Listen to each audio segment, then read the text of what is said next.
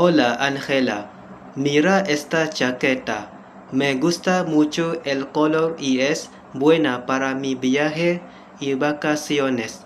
¿Cuánto cuesta?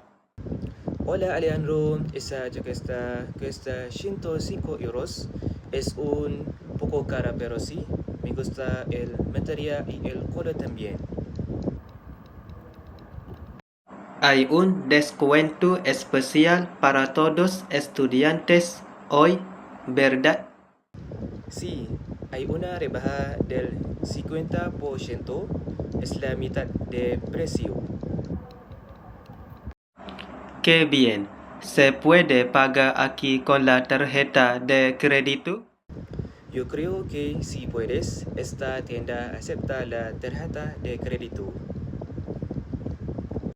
Mira, qué barato es. Tienes que aprovechar a comprar algo. Sí, claro, quiero comprar esta camiseta roja, pero no sé el precio. Mira la etiqueta.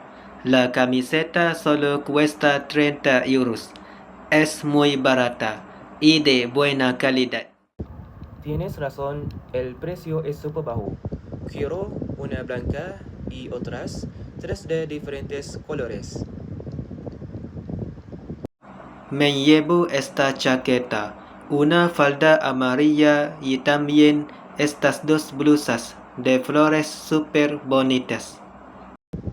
Aprovechas la rebaja muy bien. Las fotos de tu vacación van a salir preciosas con tu ropa nueva.